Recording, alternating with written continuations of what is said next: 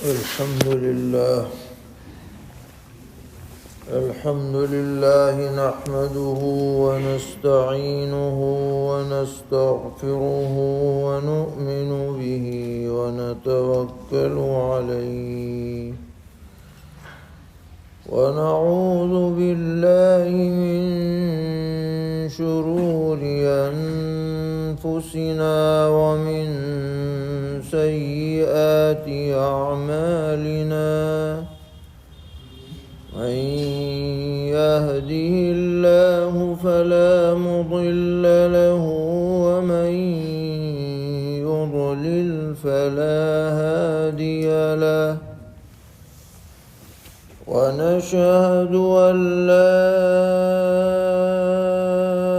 إله إلا الله وحده لا شريك له ونشهد أن سيدنا ومولانا محمدًا عبده ورسوله صلى الله تبارك وتعالى عليه وعلى آله وأصحابه وذرياته أجمعين. أما بعد فقد قال رسول الله صلى الله تعالى عليه وسلم: من صام رمضان إيمانا واحتسابا غفر له ما تقدم من ذنبه ومن قام رمضان إيمانا واحتسابا غفر له ما تقدم من ذنبه أو كما قال عليه الصلاة والسلام. محترم بھائیوں اور بزرگوں، اللہ تعالیٰ کا یہ انعام ہے کہ اس نے ایک مرتبہ پھر ہماری زندگی میں رمضان المبارک کا مبارک مہینہ عطا فرمایا ہے. بہت سے ہمارے بڑے یا عزیز قریب یا جان پہچان والے پچھلے سال رمضان المبارک میں باحیات تھے، لیکن آج وہ موجود نہیں ہیں. اور اس وقت جتنے لوگ موجود ہیں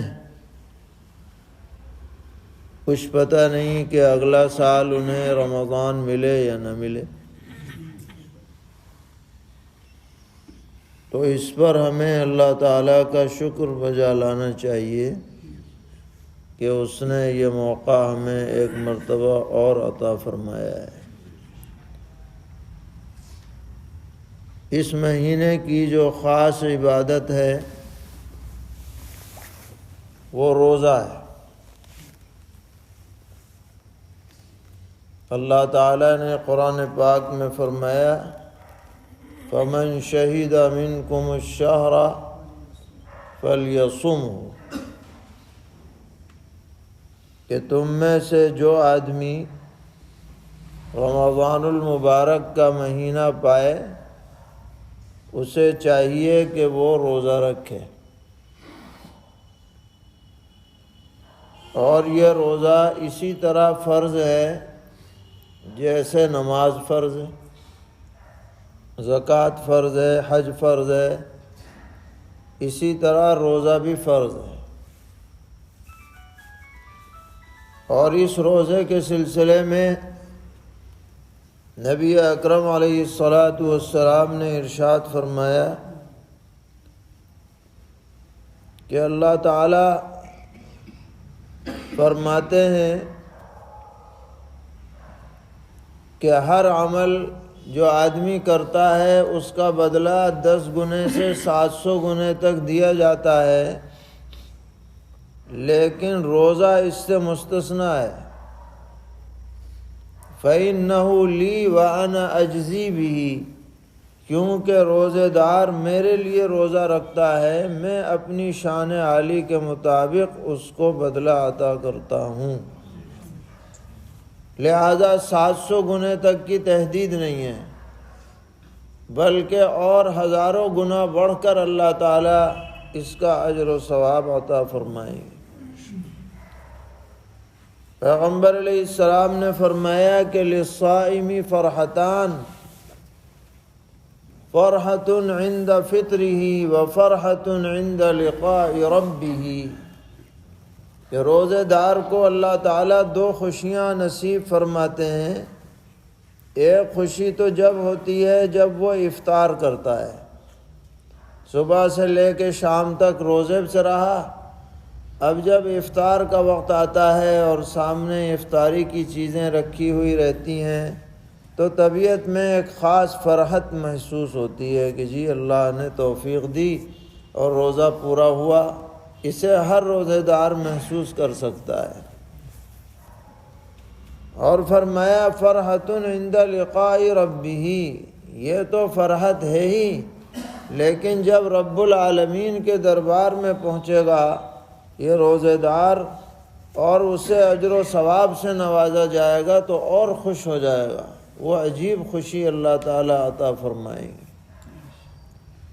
اسی طرح پیغمبر علیہ السلام نے یہ بھی فرمایا کہ جس آدمی کو روزے کی عبادت سے خاص دلچسپی رہی ہوگی، ایسے لوگوں کے لیے جنت کا ایک VIP گیٹ ہوگا اسپیشل، اس کا نام ہوگا باب الریان، جس میں روزے دار لوگ داخل ہوں گے جن کو روزے کی عبادت سے خاص دلچسپی رہی۔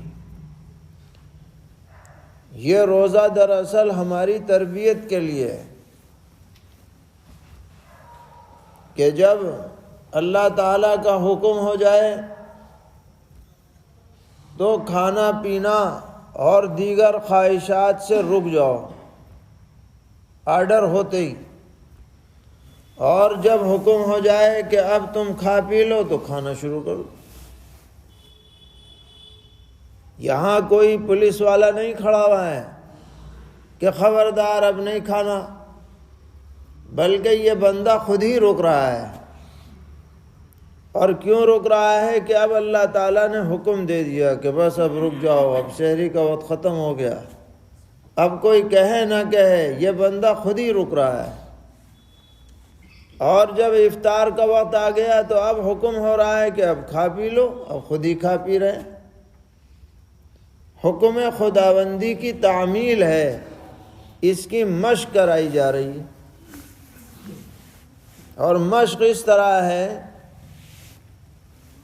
کہ ہم نے حلال کمائی کے ذریعے سے کھانا تیار کیا ہے، حلال ہے، کوئی اس میں حرام مال شامل نہیں ہے، کسی کا زبردستی کا لیا ہوا نہیں ہے، غصب نہیں ہے، چوری نہیں ہے، فلاں نہیں ہے، مگر جب روزہ رکھ لیا تو اسے بھی کھا نہیں سکتے، حلال مال کو بھی نہیں کھا سکتے، حرام تو حرام ہے ہی، اب یہ حلال بھی نہیں کھایا جائے گا کیونکہ اب حکم خداوندی یہی ہے۔ اسی طرح بیوی منکوحہ حلال ہے، لیکن روزے کی حالت میں اس کے پاس نہیں جائے گا آدمی، حکم خداوندی کی تعمیل کرنا ہے۔ اسی طرح روزے کی حالت میں ہر طرح کے گناہ سے بچے، گناہ سے تو ہر حالت میں بچنا چاہیے، روزہ ہو یا نہ ہو، لیکن روزے میں بدرجہ اولا بچنا ہے۔ نبی اکرم علیہ السلام نے فرمایا کہ جس آدمی نے روزہ رکھا اور وہ گناہوں سے محفوظ نہ رہا تو اللہ تعالیٰ کو اس کے بھوکے پیاسے ہونے کی کوئی پرواہ نہیں۔ اگر اس کی زبان قینچی کی طرح چلتی رہی، گالم گلوچ کرتا رہا، جھوٹ بولتا رہا، غیبتیں کرتا رہا، آنکھوں سے غلط مناظر دیکھتا رہا، کانوں سے گانے باجے سنتا رہا اور سمجھ رہا کہ میرا تو روزہ ہے، ٹھیک ہے روزہ قاعدے ضابطے کے مطابق ہو جائے گا، لیکن اللہ کے ہاں یہ روزے داروں میں نہیں لکھا جائے گا، کیونکہ اس نے روزے کے تقاضوں کو پورا نہیں کیا۔ اس لیے ہمیں روزہ رکھنا ہے کامل درجے کا، جس میں کسی طرح کے گناہ کا شائبہ بھی نہ ہو۔ روزہ صرف کھانے پینے سے ہی رکنے کا نام نہیں ہے، بلکہ آنکھوں کا بھی روزہ ہے، کانوں کا بھی روزہ ہے، زبان سے بولنے کا بھی روزہ ہے۔ کہ روزے کی حالت میں آدمی ان تمام اعضاء کو ہر طرح کی نافرمانی سے بچا کر کے رکھے۔ اس کی مشق ہوگی، پورے مہینے مشق ہوگی، تو اس سے ایک عادت بنے گی، اس سے ایک خوف خدا دل میں پیدا ہوگا، اس سے تقوی کی کیفیت پیدا ہوگی، اور اس کا اثر پھر بقیہ 11 مہینے تک بھی باقی رہے گا، اور 11 مہینے بھی رہے گا، پھر پوری زندگی بھی رہے گا۔ اسی لیے اللہ تعالیٰ نے فرمایا یا ایھا الذین آمنوا کتب علیکم الصیام، اے ایمان والو تم پر روزہ فرض کیا گیا، کما کتب علی الذین من قبلکم، جیسے تم سے پہلی امتوں پر فرض ہوا، لعلکم تتقون، تاکہ تم متقی پرہیزگار بن جاؤ۔ اس کی تربیت روزے کے ذریعے سے کرائی جا رہی ہے۔ تو ایک تو یہ عبادت ہے جو ہر مسلمان عاقل بالغ پر فرض ہے، صحت مند پر فوری طور پر روزہ رکھنا لازم ہے، اور اگر کوئی بیمار ہو یا مسافر ہو تو فرض تو اس پہ بھی ہے، مگر یہ ہے کہ تم ابھی نہ رکھو، بعد میں رکھ لو، اس کی ڈھیل دی گئی ہے، رخصت دی گئی ہے۔ لیکن ایسا نہیں ہے کہ فرض نہ ہو، فرض ان پر بھی ہے۔ آج بہت سے ہمارے بھائی بہن بلا کسی عذر کے روزہ چھوڑ دیتے ہیں، اور احساس نہیں ہوتا کہ ہم نے کتنا بڑا جرم کیا ہے۔ رمضان المبارک میں کوئی مسلمان جس کو کوئی عذر نہ ہو اور وہ روزہ نہ رکھے، بہت بڑا مجرم ہے اللہ کے نگاہ میں، سخت گنہگار ہے۔ پیغمبر علیہ السلام نے فرمایا کہ بلا عذر رمضان کا فرض روزہ چھوڑ دیا، اب اس کے بدلے میں پوری زندگی بھی اگر یہ روزہ رکھے گا تو اس کی بھرپائی نہیں ہو سکتی، تلافی نہیں ہو سکتی۔ اس لیے ہر مسلمان کو روزے کا اہتمام کرنا چاہیے۔ جو بچے روزے کے قابل ہو جائیں، بڑے ہو جائیں، ان کو عادی بنانا چاہیے، ماحول بننا چاہیے مسلم معاشرے میں رمضان کے احترام کا، کہ کوئی آدمی اگر وہ کسی عذر کی وجہ سے روزہ نہیں بھی رکھ رہا تو برملا کھانا پینا نہ کرے، چھپ کر کے کھائے، تاکہ رمضان کا احترام باقی رہے اور ایک عظمت اس کی لوگوں کے دلوں میں بیٹھی رہے۔ تو ایک بات تو پیغمبر علیہ السلام نے یہ فرمائی کہ من صام رمضان ایمانا واحتسابا غفر له ما تقدم من ذنبه، کہ جو آدمی رمضان میں روزے رکھے ایمان و یقین کے ساتھ اور ثواب کی امید میں، تو اس کے پچھلے سب گناہ معاف ہو جائیں گے اس روزے کی برکت سے۔ دوسری بات آپ نے فرمائی کہ وَمَنْ قَامَ رَمَضَانَ إِيمَانًا وَاحْتِسَابًا غُفِرَ لَهُ مَا تَقَدَّمَ مِنْ ذَنْبِهِ، جو آدمی رمضان کی راتوں کو عبادت میں گزارے، قام رمضان کا مطلب یہ ہے ایمان اور ثواب کی نیت سے، اس کے لیے بھی یہ بشارت ہے کہ سارے پچھلے گناہ معاف ہو جائیں گے۔ اب اگر آدمی الگ الگ عبادت میں گزارتا تو بہت ممکن تھا کہ سستی طاری ہو جائے، اکتاہٹ ہو جائے، بات چیت میں لگ جائے اور کوئی بات پیش آ جائے، تو اللہ تعالیٰ کا فضل و کرم دیکھیے کہ اس نے ہمارے فائدے کے لیے رمضان میں ایک خاص نماز ہمیں عطا فرما دی، جس کو تراویح کہا جاتا ہے۔ تراویح کہنے کی وجہ یہ ہے کہ اس میں 4 رکعت کے بعد کچھ دیر بیٹھا جاتا ہے، اس کو کہتے ہیں ترویحہ۔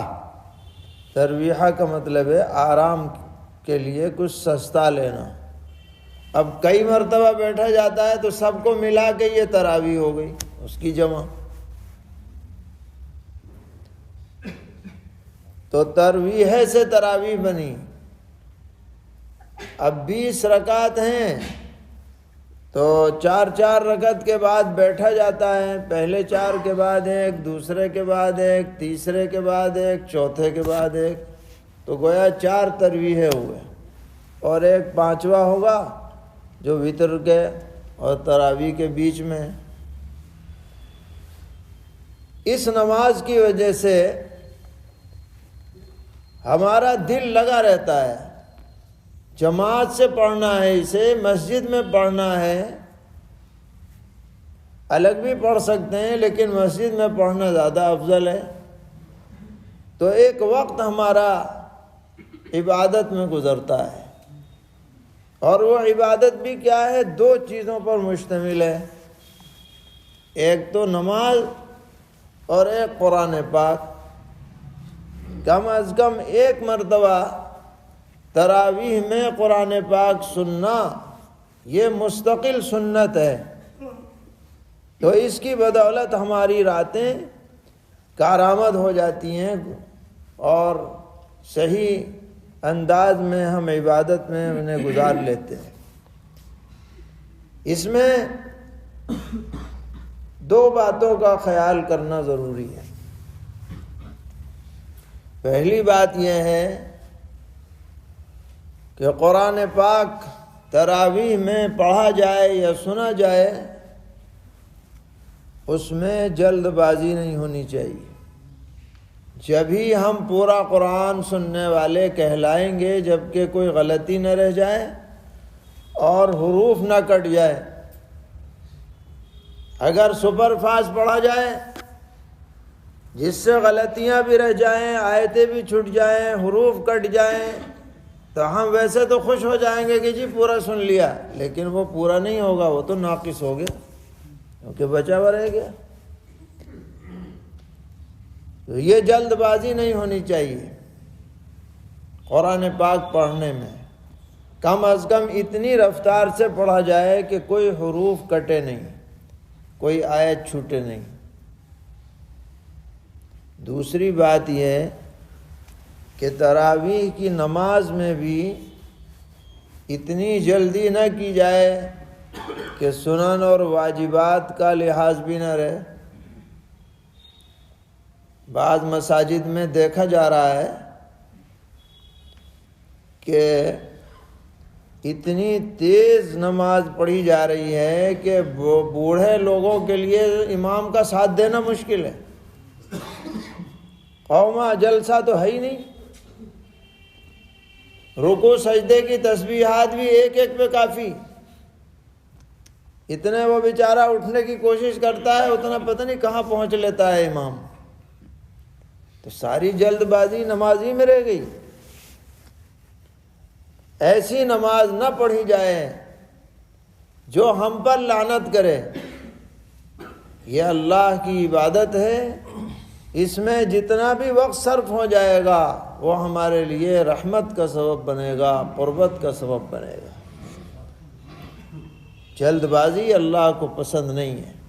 نہ تو قرآن پاک میں جلد بازی ہو اور نہ نماز کے اندر جلد بازی کی جائے، بلکہ جتنا بھی وقت اس میں لگے اطمینان اور سکون کے ساتھ، خوش دلی کے ساتھ، طبعی بشاشت کے ساتھ، ذوق و شوق کے ساتھ کہ یہ اللہ کا کلام ہے، اس کو سلیقے سے پڑھنا ہے، سلیقے سے سننا ہے۔ یہ نماز اللہ کی عبادت ہے، اس کو سنت کے طریقے کے طور پر ہمیں انجام دینا ہے، یہ ہمارا جذبہ ہونا چاہیے۔ افسوس ہے کہ آج اس معاملے میں بڑی انتہائی کوتاہیاں ہمارے معاشرے میں پائی جاتی ہیں۔ لوگ اس میں رہتے ہیں، کہاں جلدی پڑھی جا رہی ہیں وہاں جا کر کے نماز ادا کریں، چاہے کچھ نہ پتہ چلے کہ کیا پڑھ رہا ہے یہ حافظ تراویح، اور کیسے ارکان ادا کیے جا رہے ہیں، کیسی نماز پڑھی جا رہی ہے۔ بس جلدی ہونی چاہیے۔ تھوڑا 1 منٹ بھی اگر کبھی مقررہ وقت سے آگے بڑھ جاتا ہے تو طبیعت میں ایک طرح کا انقباض ہونے لگتا ہے، گویا کہ ہم اپنی بیگار ٹال رہے ہیں۔ تو نماز اور قرآن پاک اس کے ساتھ یہ حرکت ہرگز مناسب نہیں۔ ہم لوگوں کو اس کا اہتمام کرنا چاہیے۔ یہ نعمت ہمیں ملی ہے رمضان المبارک کی، اس کے دنوں کو بھی کارآمد بنائیں، اس کی راتوں کو بھی کارآمد بنانے کی کوشش کریں۔ اللہ تعالی ہم سب کو توفیق عطا فرمائیں، کوتاہیوں کو معاف فرمائیں، اور صحیح طرح اس کی قدر دانی کی ہم کی سعادت سے ہمیں نوازیں۔ وصلی اللہ تعالی علی خیر خلقہ محمد وعلی آلہ واصحابہ وذریاتہ اجمعین۔